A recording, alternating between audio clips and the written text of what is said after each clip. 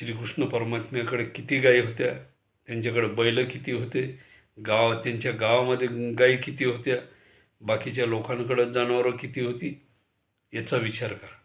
आणि आज जागतिक लेवलला गाय कुठल्या देशामध्ये नाही असा एखादा तरी देश मला तुम्ही दाखवा ज्या ठिकाणी गाय नाही. आणि माझा मुद्दा हा आहे की गाईला राष्ट्रीय पशुच नाही तर गाईला जगतमाता गोमाता हा सन्मान मिळायला पाहिजे, अशी माझी अपेक्षा आहे. जय हिंद, जय महाराष्ट्र, जय सनातन. जय हिंद, जय महाराष्ट्र, जय सनातन. बंधू भगिनींनो, आज 27 जुलै, आज जालना शहरामध्ये गोमाता रॅली, गोमाता बचाव रॅली काढण्यात आली होती. आणि या रॅलीमध्ये देशातून अनेक नामांकित तसेच राजकीय सामाजिक कार्यकर्ते, प्रतिष्ठित नागरिक, व्यापारी सर्वांचा सहभाग होता. तर ही रॅली काढण्याची वेळ का येते, असं कोणतं कारण होतं की ज्या कारणामुळे ही रॅली काढावी लागली? तर बंधू आणि भगिनींनो, मित्रांनो, पूर्वीच्या काळामध्ये तत्कालीन पंतप्रधान इंदिरा गांधी यांनी 1970च्या काळामध्ये ज्यावेळेस राष्ट्रीय पशु घोषित करायचा निर्णय घेतला, त्यावेळेस त्यांनी वाघाला राष्ट्रीय पशु घोषित केलं. परंतु आजपर्यंतचा निकष असा आहे की कुठल्याही प्राण्याला राष्ट्रीय पशु घोषित करण्यापूर्वी त्याचे काही निकष असतात. तर त्याचं प्रमाण त्या भागामध्ये सर्वात जास्त असायला पाहिजे.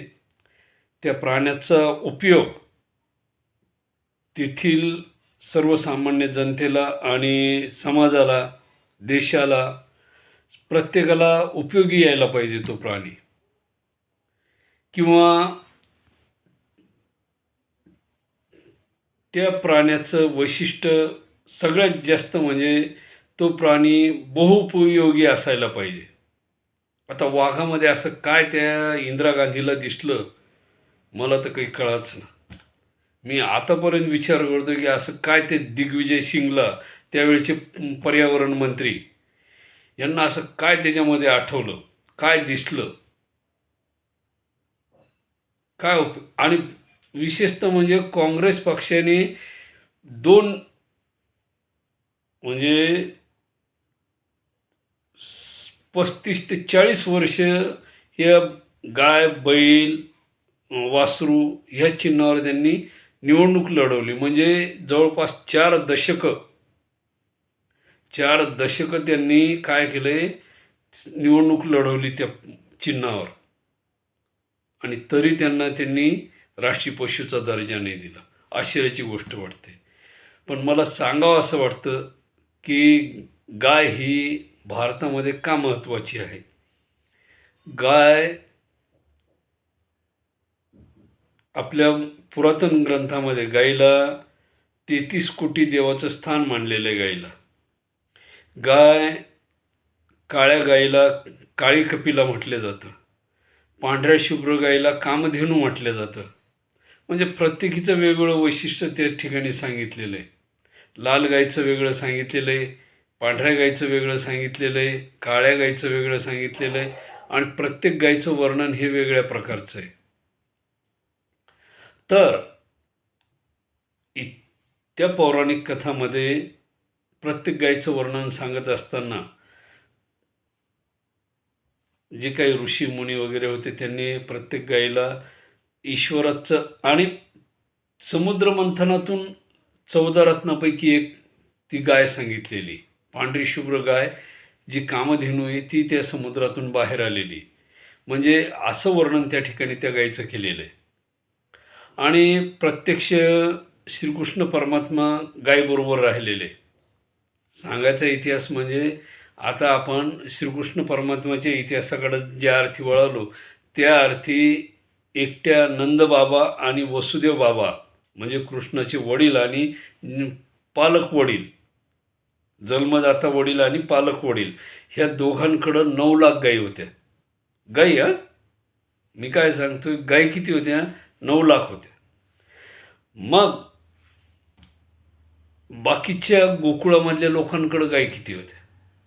100 लोक गावात असतील समजा, त्या काळात लोकसंख्या कमी असेल. 100 लोकांकडं जर नंदबाबा आणि वसुदेव बाबा यांच्याकडं जर 9 लाख गायी होत्या, तर ह्यांच्याकडं 10 गायी तर असतील प्रत्येकाकडं. ते खंडीचा काय हिशोब असतो त्याच्यातला काही प्रकार असेल, 1 खंडी, अर्धा खंडी, जे काय असेल, म्हणजे 10-20 10-20 प्रत्येकाकडं. आपण 10-10च धरले, बाकीच्या गावात 100च लोक धरले, तर ह्या 10 गायीच्या हिशोबाने त्या गावामध्ये 10,000 गायी त्याच लोकांच्या झाल्या. म्हणजे 1000-2000 गायी चिल्लर चाल्लर सगळे मिळून ते. आणि गावामधले बैल, त्या गायीपासून तयार झालेले जे बैल आहे, कारोडी, वासरे, त्याचा काय उपयोग? ते कुठं गेली ती संख्या? नंदबाबाकडच्या गाईच मोडले आपण, बैल कुठं मोडले? बैल मोडलेच नाही ना, गायची संख्या सांगितली. मग त्या गोकुळामध्ये जर एवढी संख्या होती, तर तिथलं दूध दुभतं मथुरेला जायचं. मग त्या ठिकाणी श्रीकृष्ण परमात्मा काय करायचे? दूध प्यायचे, दही खायचे, लोणी खायचे, ताक सांडून द्यायचे, तूप खायचे. म्हणजे एवढं दुभतं त्या काळामध्ये होतं तिथं. आणि जे भारतीय ग्रंथ आहेत, त्या भारतीय ग्रंथामध्ये दुधाला अमृत म्हटलेलं आहे. काय म्हटलेलं आहे? गाईच्या दुधाला अमृत म्हटलेलं आहे. गाय काय काय उपयोगी येते ते तुम्हाला सगळ्यालाच माहिती आहे. गायचं शेण उपयोगी येतं, गायचं गोमूत्र उपयोगी येतं, गायचं मेल्यानंतर सुद्धा गाय उपयोगी येते, तिचं वंशज उपयोगी येतो. महादेवाचा नंदी आहे, कृष्णाच्या गायी आहे, महादेवाचा नंदी आहे, दत्तात्रेयाची गाय आहे, आणखी कुठला एखादा देव असेल तिच्या गायी असतील. आणि भारतापुरते त्या मर्यादित नाहीत. माझं तर काय म्हणणं आहे, राष्ट्रीय माता तर द्या दर्जा, पण त्या गाईला जागतिक जगत माता, गौमाता असा दर्जा द्यायला पाहिजे. कारण गाय ही जगाच्या प्रत्येक कानाकोपऱ्यामध्ये आहे. कांगारू ऑस्ट्रेलियाची पुरता मर्यादित आहे. प्रत्येकाचे वेगवेगळे जे काही राष्ट्रीय पशु होते त्यांच्या पुरते मर्यादित आहे. अमेरिकेमध्ये कुठला प्राणी असेल, त्यानंतर ब्राझीलमध्ये कुठला प्राणी असेल, इंग्लंडमध्ये कुठला प्राणी असेल, रशियामध्ये कुठला प्राणी असेल, तो त्यांच्या पुरता मर्यादित आहे. परंतु गाय ही जगाच्या प्रत्येक कानाकोपऱ्यामध्ये आहे. कुठं जर्सी गाय असेल, कुठं ती मालवा गाय असेल, कुठे गावरान गाय असेल, कुठे हेमाडपंथी गाय असेल, कुठं जर्सी गाय असेल, ते पण गाय ही कुठल्या ना कुठल्या स्वरूपामध्ये जगाच्या कानाकोपऱ्यामध्ये, तुम्ही कुठंही जा, जपान, जर्मनी, फ्रान्स, इंग्लंड, त्याच्यानंतर नॉर्वे, डेन्मार्क, श्रीलंका, ब्रह्मदेश, बांगलादेश, मण्यार, जे पूर्वी बर्मा होता, इंडोनेशिया, त्याच्यानंतर जे समजा अमिराती, सौदी अरेबिया, फ्रान्स, ब्रिटन, त्यानंतर इराण, इराक, कुठेही जरी गेले तरी गाय हा प्राणी जगाच्या पाठीवर आहे. म्हणून राष्ट्रीय दर्जा तर मिळायलाच पाहिजे, परंतु जगत माता, गोमाता म्हणून तिला दर्जा मिळायला पाहिजे. गाय असा प्राणी आहे की तो जगाच्या कानाकोपऱ्यामध्ये सुद्धा मिळतो. आणि म्हणून गाईला जगत माता, गोमाता हा सन्मान मिळायला पाहिजे, तो दर्जा मिळायला पाहिजे. आज प्रत्येकजण फक्त राष्ट्रापुरता विचार करतोय, मी जगाचा विचार करतोय की जगाच्या प्रत्येक 2 दिवसाचं जरी बाळ असलं, त्याची आई जर वारली किंवा काही कारणामुळं ती आजारी असली, काही झाली, दगावली त्याच्यामध्ये, त्या बाळाला ना मावशी सांभाळू शकत नाही, आत्या सांभाळू शकत नाही, आजी सांभाळू शकत नाही. शेवटी त्या बाळाला गाईचंच दूध द्यावं लागतं आणि गाईच्याच दुधावर ते जिवंत राहू शकतं. जर समजा मावशी त्या कालावधीमध्ये एखाद्या लेकराला जन्म दिलेला असेल तर वर्ष 6 महिने ती मावशी सांभाळू शकते. महिना, 2 महिने, 6 महिने त्याच्यापुढं नाही सांभाळू शकत. म्हणजे प्रत्येकाची अडचण वेगळी असते. ते बाकीचा इतिहास मी नाही सांगू शकत प्रत्येक घरातला. परंतु गाईचं दूध हे सर्वश्रेष्ठ आहे आणि ते त्या बाळाला जिवंत करू शकतं, राहू शकतं. आणि भारतातच नाही तर भारताबाहेरसुद्धा इतर देशामध्ये सुद्धा तशी परिस्थिती निर्माण होऊ शकते. तिथल्यासुद्धा बाळाला गाईचं दूध वाचू शकतं. तर गाय ही जगाच्या कानाकोपऱ्यामध्ये आहे. त्या इंदिरा गांधीला त्याच्यामध्ये काय वाटलं मला काही कळलं नाही. तिनं कोणत्या उद्देशाने त्या वाघाला राष्ट्रीय पशु तयार केलं, त्याच्यामध्ये काय जाणवलं ते नुसतं दिसण्यासाठी जर अहो त्याच्यामध्ये तुम्हाला सांगतो दिसायला गाढव बी सुंदर दिसतंय. गाढव पूर्ण भारतात आहे. ते वाघ तर कुठंच नाही, पण गाढव तर कुठं भेटतं. दिसायला किती भारी सुंदर दिसतंय. आणि विशेष म्हणजे ते सारखं बुद्धिमान प्राणी नाही गाढवासारखा.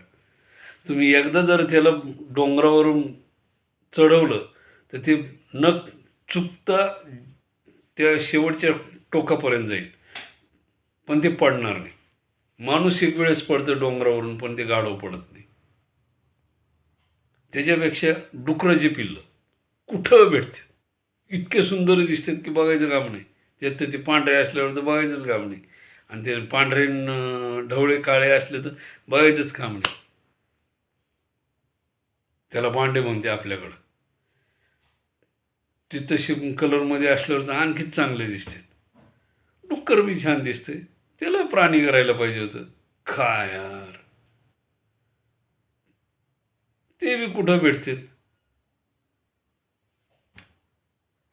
कोणाला राष्ट्रीय प्राण्याचा दर्जा द्यावा, कोणाला राष्ट्रीय प्राणी करावं, काय करावं याचं काही तारतम्यच नाही. ते दिग्विजय सिंग कुठून आला होता त्यावेळेस मलाच कळालं. एकाहत्तरच्या काळामध्ये त्यांनी वाघाला राष्ट्रीय पशु बनवलं. तर हे प्रत्येकाला ओरडून सांगायची गरज राहिली नसती. केवळ तुष्टीकरणाच्या राजनीतीमुळे गायी हा प्राणी भारतामध्ये दुर्लक्षित करण्यात आला, जाणून बुजून त्याला बाजूला सारवण्यात आलं. का? तर तुष्टीकरणाचं राजकारणाचा दृष्टिकोन समोर ठेवून हेतुपुरस्सर त्या गायीला दूर करण्यात आलं. तर बंधू आणि भगिनींनो, तुम्हाला आजच्या व्हिडिओमध्ये काय जाणवलं? श्रीकृष्ण परमात्म्याकडे किती गायी होत्या, त्यांच्याकडे बैल किती होते, त्यांच्या गावामध्ये गायी किती होत्या, बाकीच्या लोकांकडे जनावरं किती होती, याचा विचार करा. आणि आज जागतिक लेवलला गाय कुठल्या देशामध्ये नाही असा एखादा तरी देश मला तुम्ही दाखवा ज्या ठिकाणी गाय नाही. आणि माझा मुद्दा हा आहे की गायीला राष्ट्रीय पशुच नाही तर गायीला जगतमाता गोमाता हा सन्मान मिळायला पाहिजे, अशी माझी अपेक्षा आहे. जय हिंद, जय महाराष्ट्र, जय सनातन.